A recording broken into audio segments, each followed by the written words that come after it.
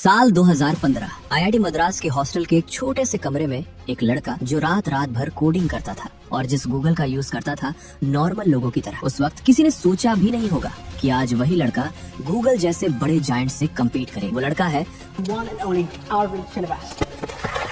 With Perplexity CEO Arvind Srinivas.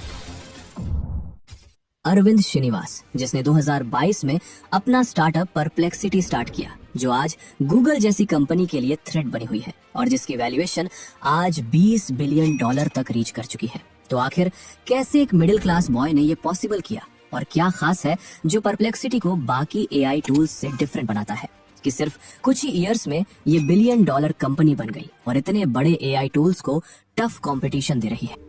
Arvind Srinivas, जो चेन्नई के एक सिंपल मिडिल क्लास फैमिली से बिलोंग करते हैं, जो अपना स्कूल खत्म करने के बाद आईआईटी मद्रास गए, जहां उन्हें इलेक्ट्रिकल इंजीनियरिंग अलॉट हुई। जहां एक तरफ अरविंद के दोस्त अपनी कॉलेज और सोशल लाइफ एंजॉय कर रहे थे, वहीं दूसरी तरफ अरविंद एक मशीन्स को इंटेलिजेंटली थिंक करवाना सीख रहे। उस वक्त जब उन्हें मशीन लर्निंग का मतलब भी नहीं पता था, फिर भी कॉलेज में एक मशीन लर्निंग कंपटीशन में पार्टिसिपेट किया और ऑलमोस्ट बिना प्रिपरेशन के उस कंपटीशन को विन कर लिया। यही वो टर्निंग पॉइंट था जिसने उनकी डायरेक्शन डिफाइन कर दी। जिसके बाद 2017 में हायर स्टडीज के लिए अरविंद यूसी बर्कले गए, जहां उन्होंने कंप्यूटर साइंस में पीएचडी की। इसी दौरान 2018 और 2019 में ओपन एआई, गूगल ब्रेन और डीप माइंड में इंटर्नशिप की।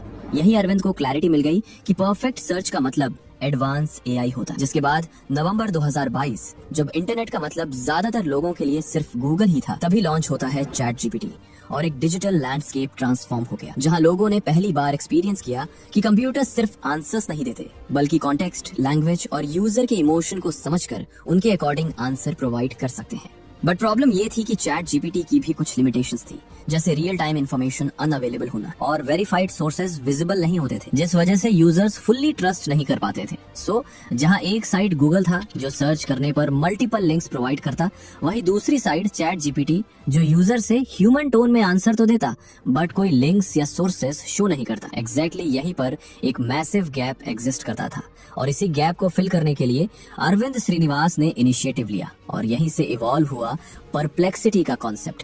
एक ऐसा एआई जो इंटरनेट से रियल टाइम डेटा फेच करे, उसे कंसाइज समरीज में प्रेजेंट करे एंड हर इनसाइट के साथ क्रेडिबल सोर्सेज भी डिस्प्ले करे।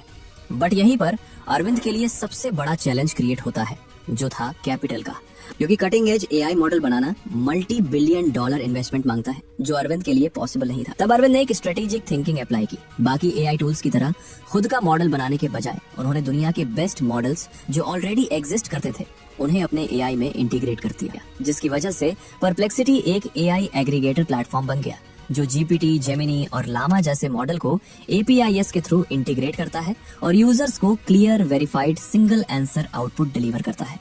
और इस अप्रोच से ना मैसिव इंफ्रास्ट्रक्चर कॉस्ट आई और ना किसी एक मॉडल पर डिपेंडेंसी रही। एंड सबसे बेस्ट चीज, अगर फ्यूचर में किसी मॉडल पर कोई लीगल केस या क्लेम होता भी है, तो परप्लेक्सिटी उसे रिप्लेस करके उसकी जगह न्यू मॉडल लगा सकता है। सो अरविंद ने अपना एआई रेडी कर लिया, बट अब बारी थी उसे लॉन्च करने की। ये उनकी लाइफ का पहला स्टार्टअप था और वो भी उस फील्ड में जहां पहले से ही गूगल और ओपन एआई जैसे बड़े जायंट्स मौजूद थे। जिसके बाद 7 दिसंबर 2022 अरविंद ने 3 को फाउंडर्स के साथ मिलकर परप्लेक्सिटी लॉन्च की। पर अरविंद ने जो एक्सपेक्ट नहीं किया था वो हुआ। लॉन्च के बाद परप्लेक्सिटी पर 3000 क्वेरीज पर डे आने लगी, जो कुछ ही मंथ्स में 1000 से मिलियंस में बदल गई। सिर्फ एक साल के अंदर कंपनी ने 1000x ग्रोथ अचीव की और परप्लेक्सिटी की ग्रोथ बस यही नहीं रुकी।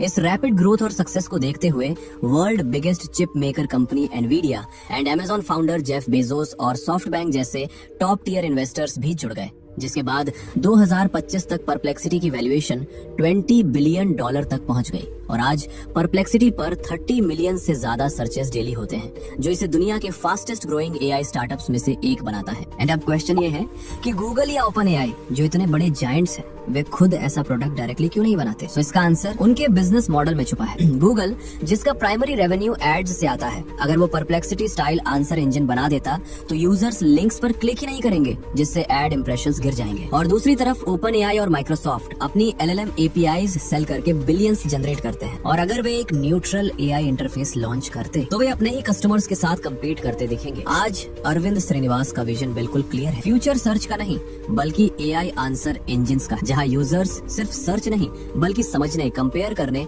और सीखने के लिए आएंगे। और ये स्टोरी हमें प्रूव करती है कि क्लैरिटी ऑफ विजन और सही डायरेक्शन के साथ एक मिडिल क्लास बैकग्राउंड से आने वाला लड़का भी गूगल जैसे $1 ट्रिलियन जायंट को चैलेंज कर सकता है।